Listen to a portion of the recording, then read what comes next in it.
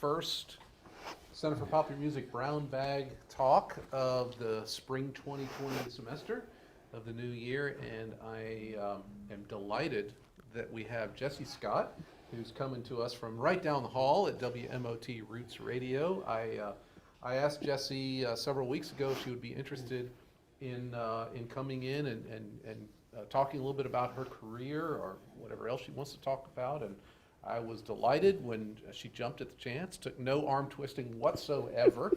So thank you to Jessie for being here. I'm not going to go through a whole litany of your career because that's what you're going to do for us. But I will say that Jessie's been with us here at WMOT Roots Radio since 2016, since we switched over to the Americana format. It has been a powerful force in the success of WMOT, but that comes after a long career of many successes and many interesting and pioneering roles in the radio and music industries, and she's going to tell you a little something about that. We'd have to be here, all week for you to tell us everything. But I'm delighted that she's here. When I asked Jessie if she had a working title in mind for today's presentation, she said, well, I don't know, I've been a pioneer my whole career. And I said, there's your title right there, a pioneer my whole career, and that's going to be the title of the book, right? Maybe, I don't know yet. I got to start writing, that's the thing. All right. Yeah. Well, help yourselves to drinks and the snacks that are over here, and let's please welcome Jessie Scott. Hi everybody, how you guys? Great. Good. Usually I can't hear the audience. Radio was fascinating to me growing up. I have some of my earliest recollections being 3 or 4 years old, listening to the radio and wondering when you shut it off, actually what happened, whether the people still played or, they stopped. I mean, for whatever reason, radio was fascinating to me, and music even more so. To have made a now coming up on 50-year career out of the things that I love is really such a wonderful thing to have encountered. It wasn't that I set out to do what I am doing, and I'm still doing it, but it's a very, very lucky thing indeed to still be doing it and still be passionate about it, coming up on 50 years. Just a couple of months ago, I flew to Pittsburgh. My first job was for the American Broadcasting Company, 1971 in Pittsburgh, and at WDVE. They just celebrated their 50th anniversary on the air as a rock station, and how I got that job was pretty bizarre. I had gone to broadcasting school after college just to get my hands on the equipment because I really wanted to be on the radio. There were no women on the radio at all, not any news people, not any weather people. There were wives of hosts that were anchoring broadcasts from ballrooms in the pre-rock and roll era, but as the rock era started taking FM over, where it wasn't just simulcasting what the AM was doing or playing what they would call back in the day dentist music, there were no women to be found in any sort of capacity other than the receptionist at a radio station. So I drew a circle around New York, which is where I grew up, about 90 miles, and I started sending out my tape and resume, which I had created with this broadcasting school that was actually John Cameron Swayze's broadcasting school. Now, I guess I could have gotten the same bit of information of how to be on the radio from college, but I had segued to City College in New York, where I was studying sociology, not communications anymore. Communications back in those days basically were teaching you FCC rules from when the FCC first signed on. So, you had to actually go get your first and, or third endorsed license to run a radio station, because you had to take meter readings back in those days. And that was an 8-hour test at the FCC. Anyway, all in preparation for being on the radio, which I really wanted to do. So I drew this huge circle around New York, and I went on 3 interviews. The first one was for a news job.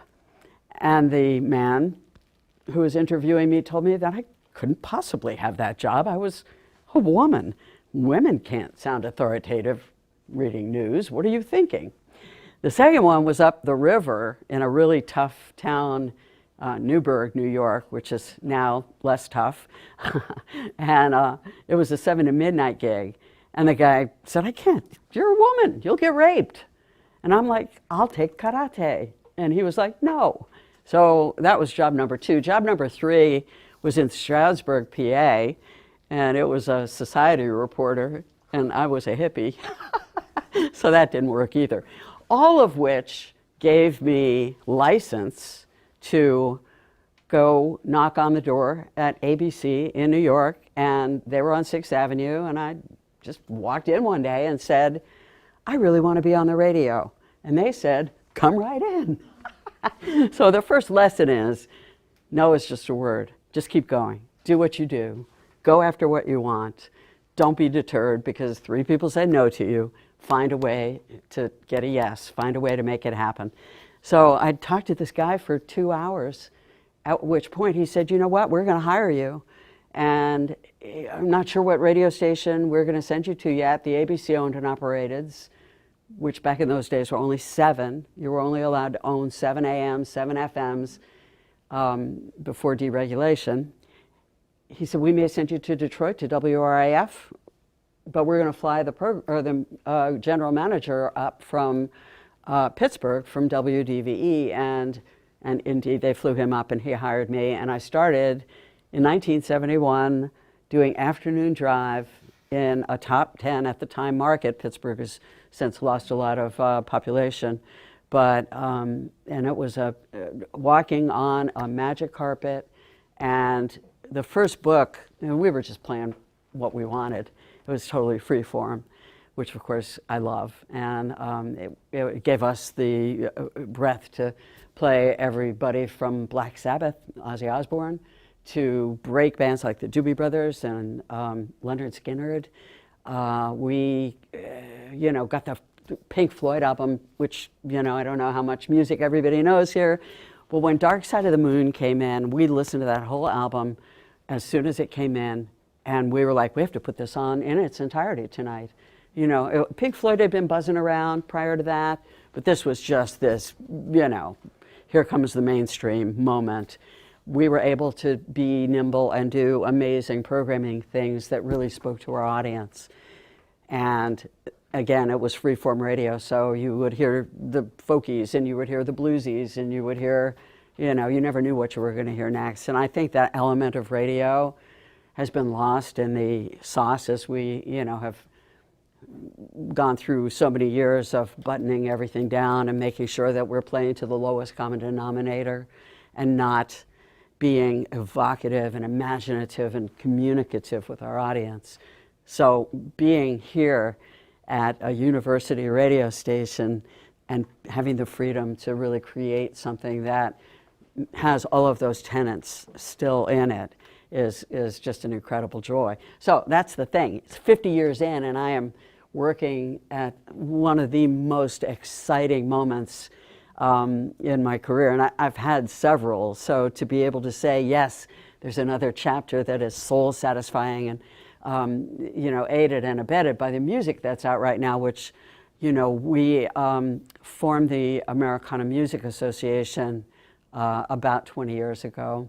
I had sort of sidestepped away from radio a little bit to be an editor of a trade magazine, and I was the 3rd Gavin Americana editor. And during my tenure, we started talking about being able to form an organization to aid the music, because we were all working separately. None of us really were club joiners, but we really felt that we all had something to share, something in common, that if we could get together and form a trade organization that would really help brand the music and explain this sort of counterpoint to the mainstream that, that we would serve everybody by creating something that was larger than the sum of the parts. And the people that were involved were, the folks from E Squared Records, which were Steve Earle's record label, and the folks from John Prine's record label. I mean, there were people that were doing it already and that were carving out new spaces in music that really, were doing it on their own. And their information shared with other people all of a sudden created something that we now look back on this 20 years of Americana with incredible pride for the ground that we plowed for the seeds to grow in. And that's another part of like what makes work for me so satisfying. And it's something that if you're pursuing whatever it is, that there has to be that help to other people, that ability to have other people benefit as well from what you do. And that's whether you're a teacher or a nurse, or it doesn't matter what area of expertise you're in, just having that ability to know that you're doing good work that also touches other people. There's no downside to it, So we get to break artists across the hall here at WMOT, and we get to help them on their way and help them have a more robust career and help them give up their day jobs. And that's incredibly satisfying. We just are coming off a really wonderful ascension for Yola.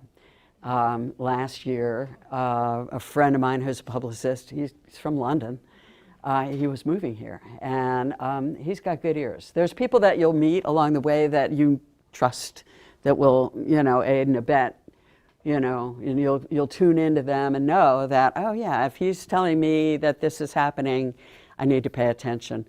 Anyway, I had gotten the album early, and we decided to showcase Yola February last year at the upstairs room at City Winery. We actually had I'm With Her there as well, and they were getting ready to go do a show at the Ryman. And so they only did a few songs and they left, and Yola came on. And Yola didn't need a microphone. She was so powerful and so incredible and so poised and so just fully formed.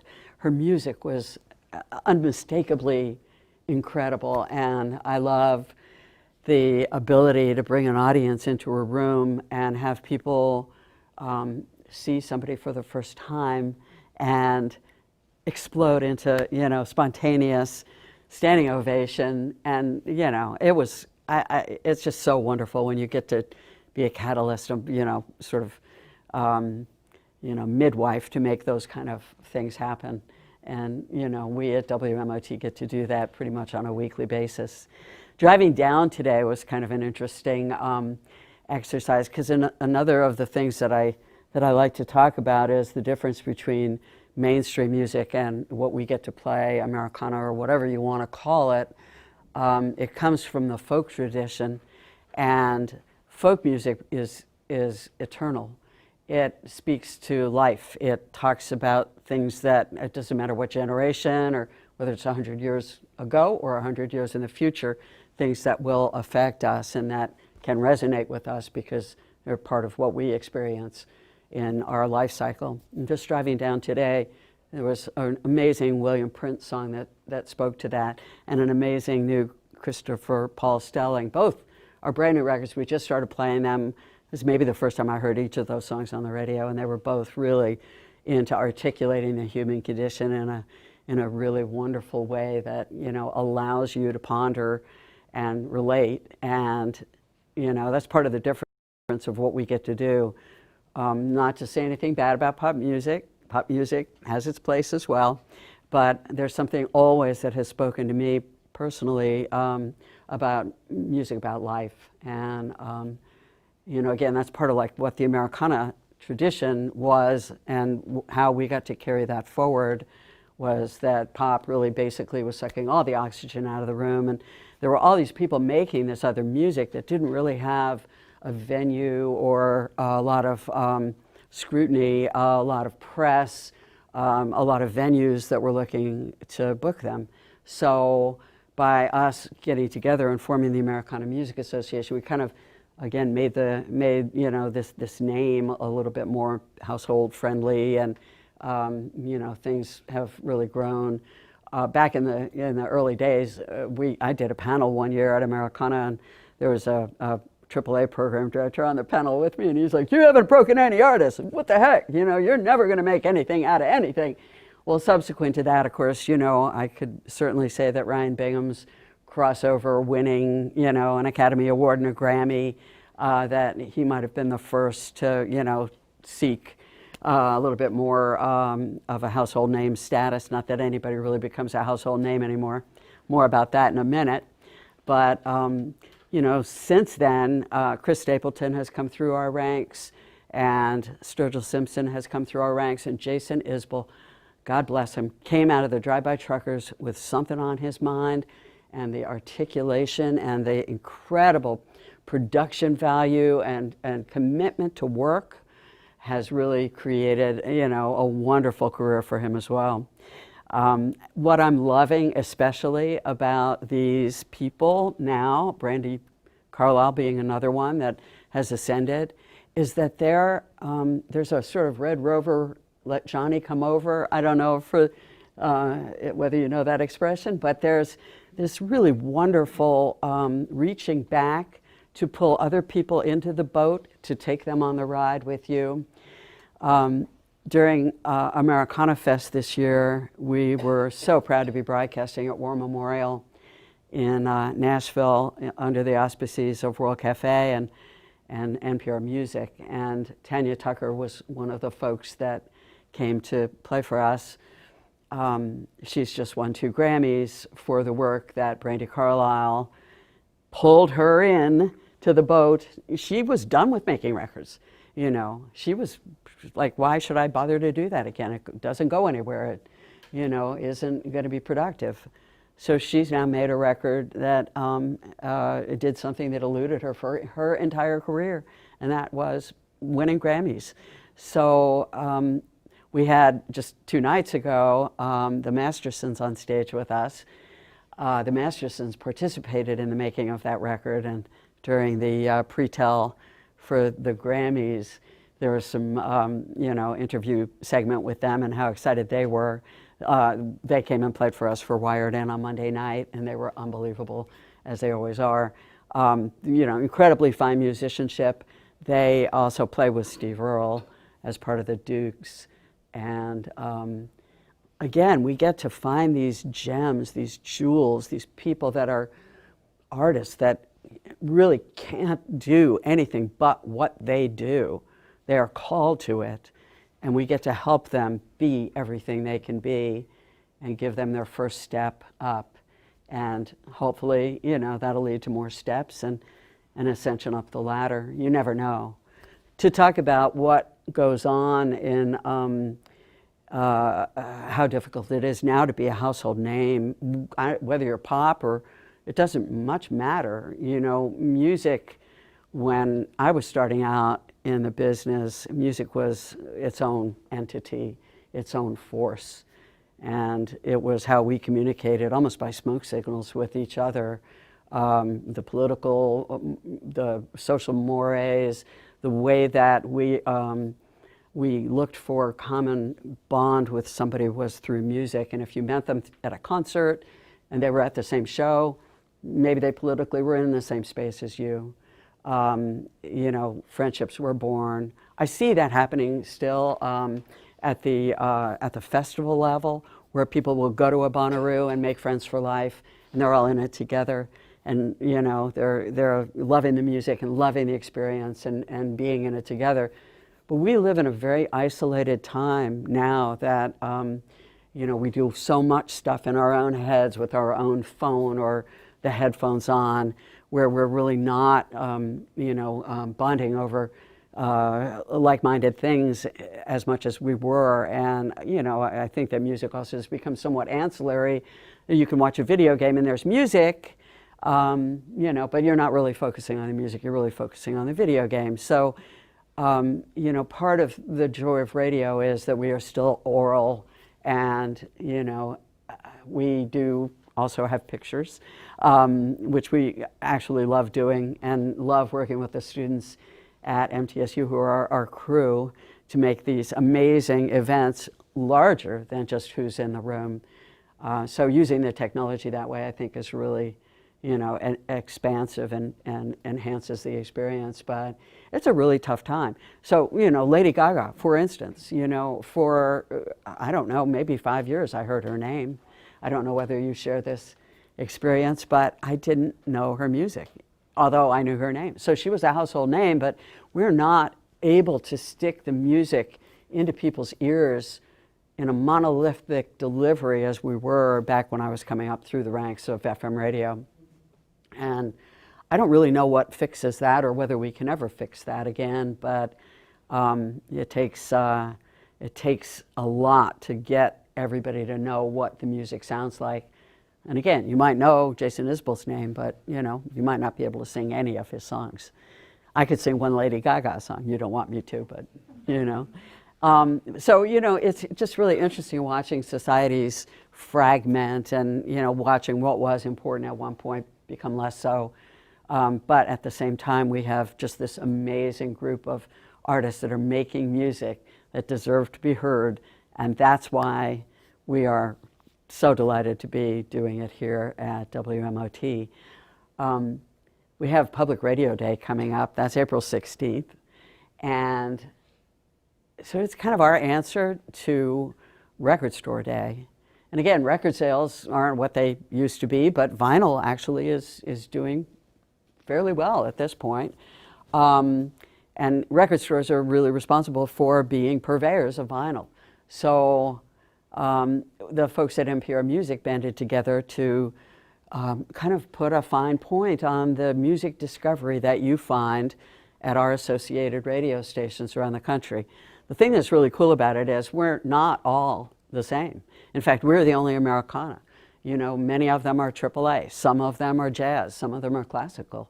And we all get to dig deep into each of our worlds to be authorities, no matter what the 360 of the music is. And so Public Radio Day is going to be an exercise in shining a light on all of these other genres that really don't get that much attention paid to them. So we're really looking forward to broadcasting. We're partnering with PLN that day to bring some classically pinned and some very erudite Americana and some rockin' stuff too, all together to broadcast. And we'll be broadcasting from 3rd and Lindsley all day that day. So we're looking forward to that.